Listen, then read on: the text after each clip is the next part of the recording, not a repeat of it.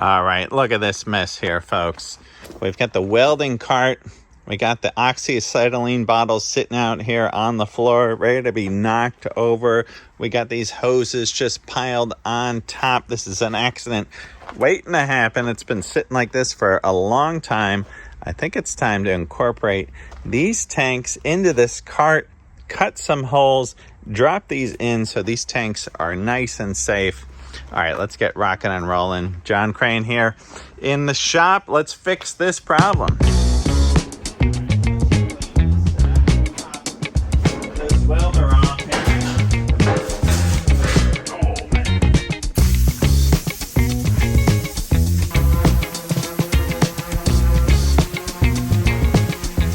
Okay, you see this stagger here in height? I think I'm actually going to keep it like that. I thought maybe I might put them both at the same height, but I kind of like this staggered step. This regulator can come out over the top of this one a little bit. All right, let's take the old calipers here and get a diameter.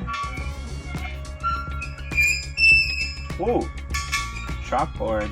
Looks like, all right, 7-inch on the oxygen bottle. All right, looks like a hair bigger, 7 1/8. All right, here is the layout. Oxyacetylene, 7 1/8 for the oxy, 7 1/4 for the acetylene, 1 inch off, 1.5 inches in between, 1 inch off the back side. Let's lay this out.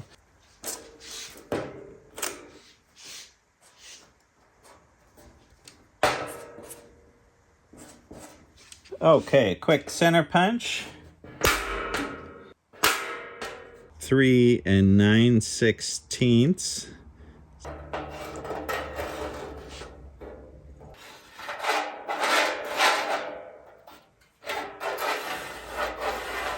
All right, let's do the same layout right in here.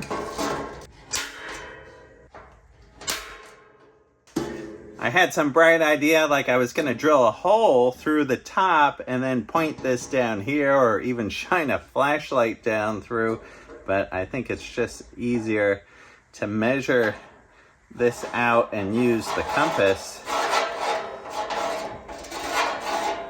And I was going to use the oxyacetylene torch to cut these, but now I am thinking I'm just going to use a jigsaw to cut these. Ready to cut these holes. One thing I do know, cutting with this jigsaw here on this metal, it's going to be loud. So I close the door so as I don't disturb any neighbor. All right, let's drill a hole right on the edge here. Got this jigsaw from my friend Ty. I got another one that's got the top handle, but I really like that barrel handle grip.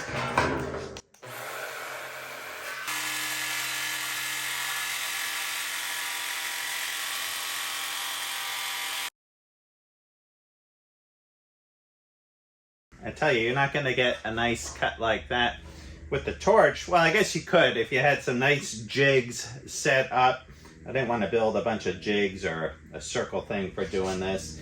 That cut is really nice. But then I realized while I was cutting this that I'm not going to be able to manipulate the jigsaw down here. So I know I'm going to drill a hole right through the center. I'm going to flip this whole thing upside down and trace the hole on the bottom side.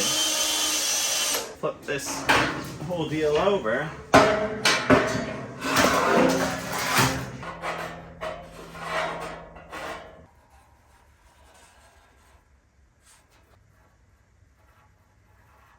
I kind of like making nice things out of old junk.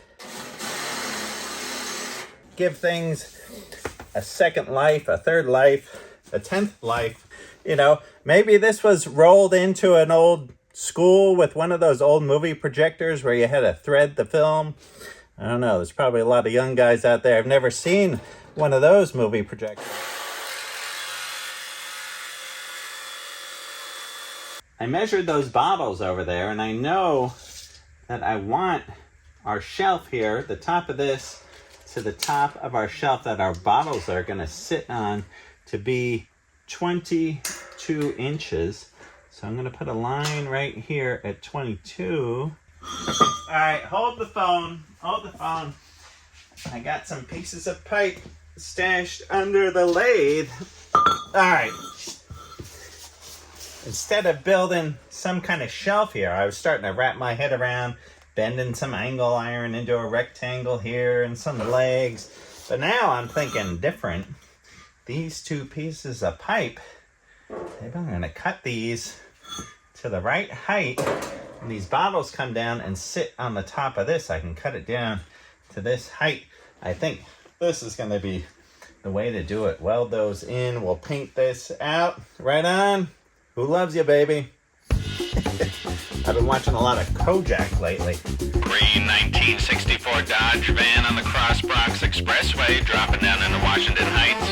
All right, here we go. 2 7-inch pieces. Start up the mighty well saw.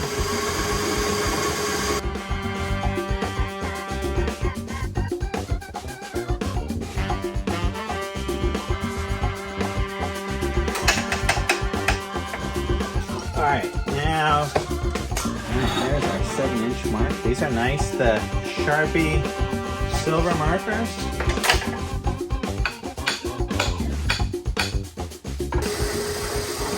Check out this beauty here. It's a nice copper hammer. This was my grandfather's.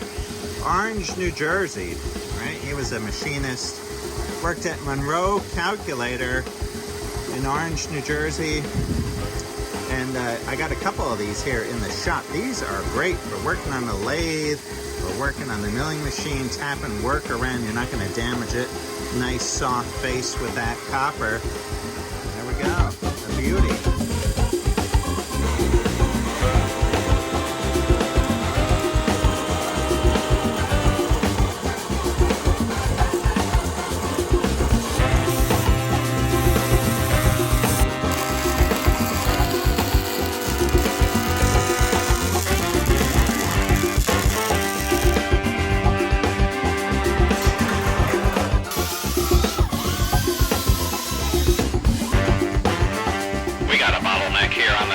Neck bridge, we're gonna need some assistance.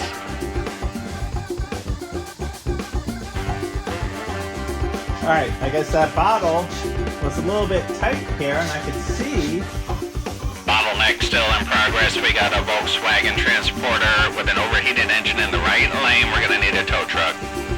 Copy that.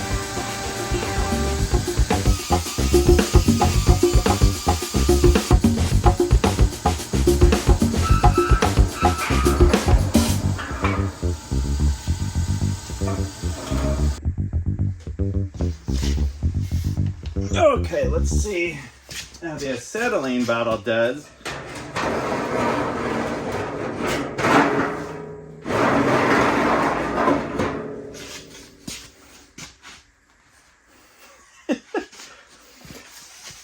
See, I didn't realize there was a recess in the bottom of that bottle, and now we're too low.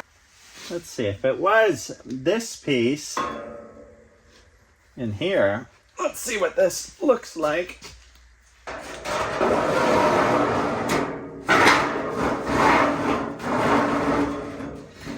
Yeah, that is more like it.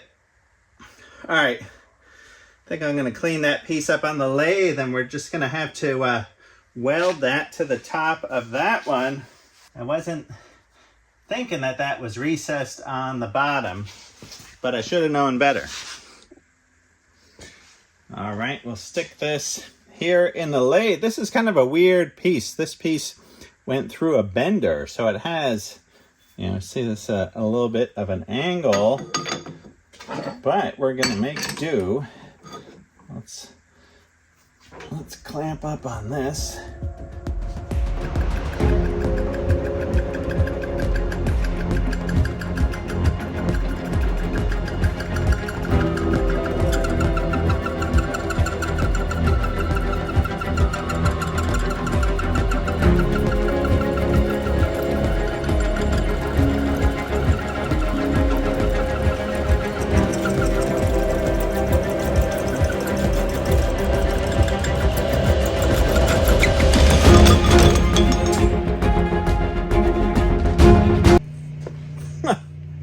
Did you see that? All right, that could have gone a lot worse than it did. Look at that. That cracked off my parting tool. It pushed the pushed this right around here. Wow, that gets the heart pumping. Look at that. Crack that right off. That interrupted cut. It did not like that interrupted cut, right? I should have known better on that there. All right, I'm just gonna have to cut this off. Look, the carbide insert is wedged in here. Ah, I hate that kind of stuff in the shop, you know? Right? I just slammed on the brakes here, shut this thing down, but you know, things happen in an instant. You got to be on your toes here in the shop. Things can fly around. Okay, after something like that happens in the shop, I just feel like I'm making poor decisions. Maybe I'm a little bit tired. I've been working some long days, so it's time to call it a night and head inside, watch a little Kojak, hang out with the cat. I did pick up this scanner because I'm watching Kojak. He actually has one of these in his vehicle on the show. It's an old Bearcat scanner, and I've been fooling around with this. It's pretty cool. All right, we'll rest, and we'll get back at it tomorrow.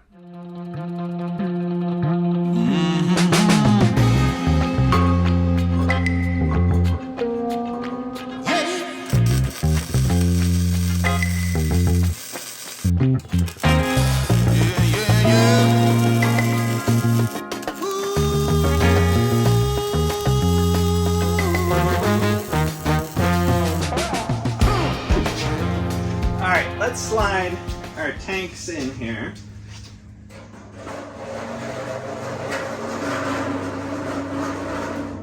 There's one. Put the caps back on so I don't blow up the whole shop here.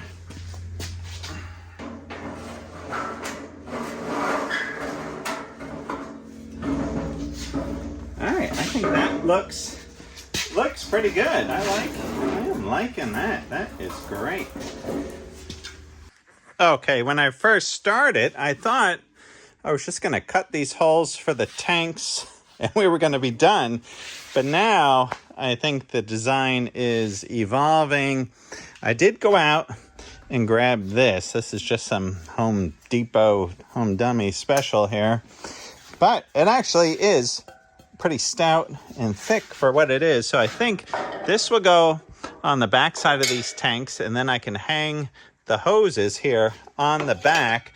There's also, I got a whole bunch of different grinders. Boy, I probably got like 6 of these, but I just want to hang a few of these on the side. So I think I'm going to weld a piece of angle iron across here and maybe hang some of those grinders right there. I also, right, I'm getting wild with this thing. I pulled out some different pieces of pipe. So I think here's some EMT conduit. I think I'm going to drill a hole all the way through. We'll have a pipe for 36-inch brazing rod, and maybe a shorter one for some shorter pieces of brazing rod.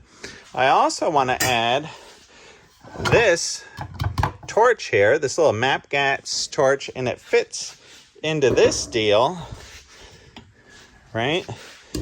See that? Slides right in there. I think we cut a hole in the top somewhere up here. This sinks down. We can also hold our map gas somewhere on this table. And then here's a piece of this bigger pipe. And this thing, I'm thinking, we can have a couple spots, or maybe one that just holds like the striker, maybe in this front corner. We drop this down in there. This always has a home on our little oxyacetylene welding cart. All right, what do you think? Let's get busy. Maybe right around here for our map gas. So we had this right there. And let's just trace around this. We'll get out the Sawzall again. All right, if we spin the cart over here, I think we'll take our 1-inch EMT, we'll snip off a piece I don't know, 32, 33 inches, maybe something like this. And I think this drops right down in the corner, and we can have some brazing rod right here, and then maybe another shorter one we stick in right here, same height. All right, maybe our place to hold the striker is not here, but maybe right here. I think, you know, we're just winging it here. We're just moving and grooving and making this up as we go. So I think, yeah, we're just gonna trace.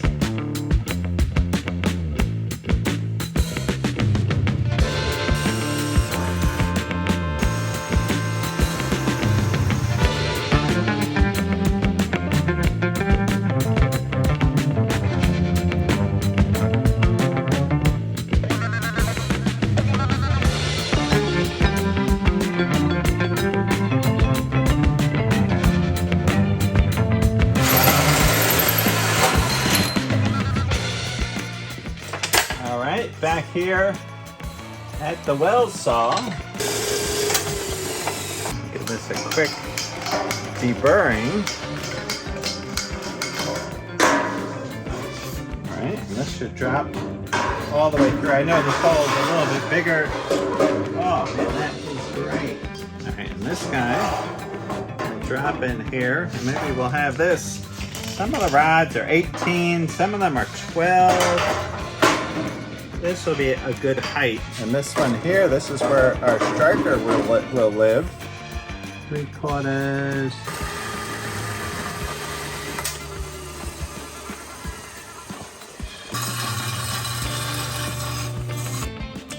Gotta flip these jaws around here.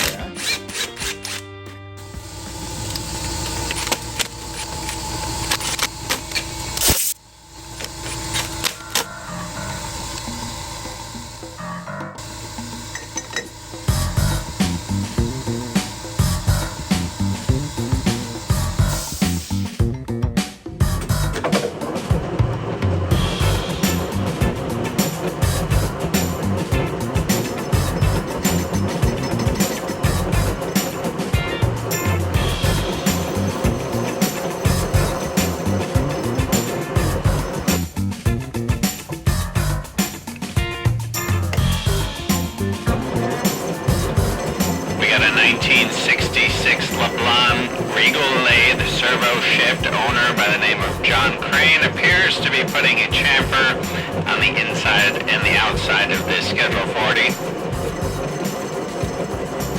Copy that. Keep an eye on that guy. He had an incident with a parting tool. Part flew off, so let's just keep him under surveillance.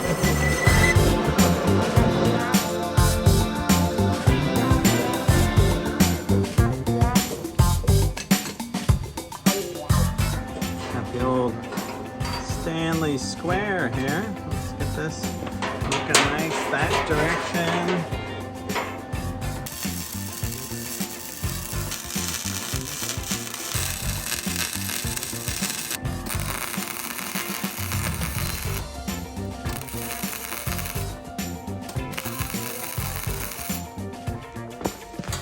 Okay, now for the Home Depot special here on the back. I think that is going to look good just like that. I think I'll cut this off here. We'll weld it right there. And then we'll put a little bead under each corner here. You know, there's nothing wrong with the hacksaw. Tighten that down in the old Charles Parker. And we'll give this a cut. Right? Remember back in metal shop, your metal shop teacher would give you a little rundown of how to use a hacksaw, how to get it started, tension the blade.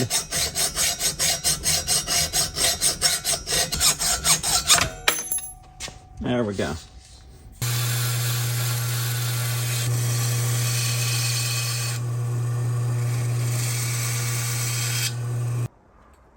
And an 8. A lot of times I like the TIG glove on the right hand. It's a little bit of a thinner glove, and then I put thicker glove on the left hand. All right, let's see. I think I can sneak in here just for a tack weld. Even upside down, just like that.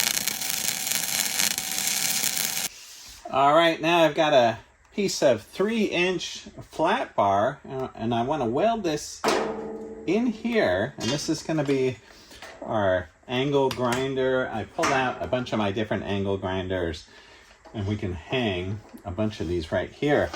But I was looking, I think we can just hang these right on this flat bar. I think it's good for it to be a tall piece of flat bar like that. And I was thinking of doing like little notch outs, and each grinder can sit in its own spot. But now I'm thinking just keeping this flat, because I think this does a good job, even if it has a guard, or I got, quite a few of mine with the guard taken off, and I think they're gonna hang out on there pretty good. But let's get a number inside here.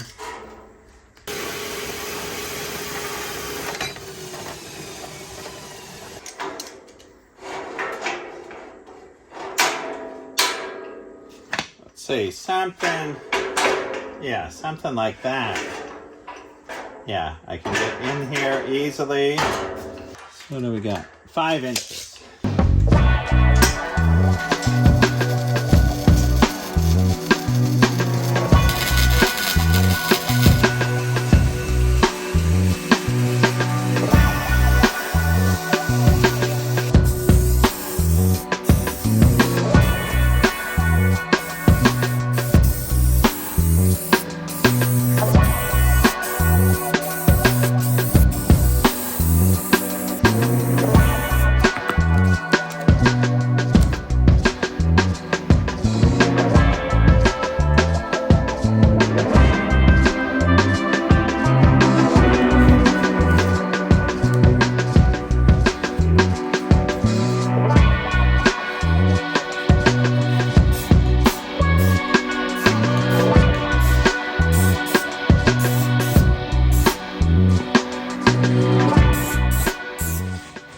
Just having a little fun, putting a little color on here. Yeah, there we go. Nice.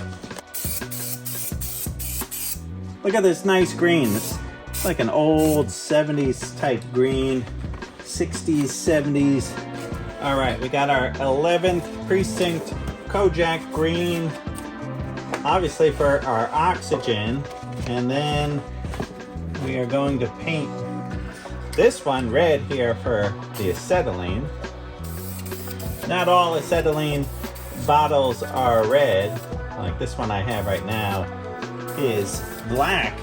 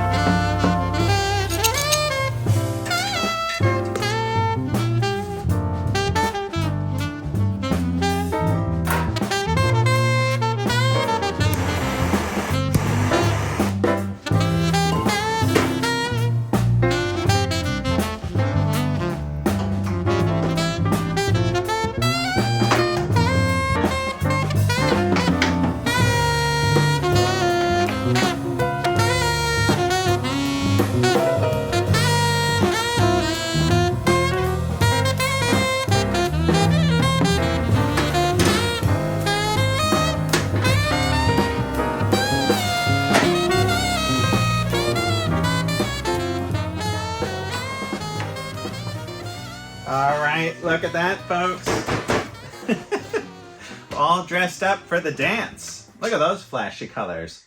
You know, I was thinking of painting it. I wanted to paint it a bright color because we've got some, you know, dangerous things on here. You want this to catch your eye in the corner of the shop rather than how I had it with those bottles just exposed over there, getting ready to be knocked over by a board or something. So this is deluxe. I feel like these are nice and sturdy and safe in here. And look at all the stuff that I got on this, right? We got the wire feed welder, the grinders, gloves, brazing rod.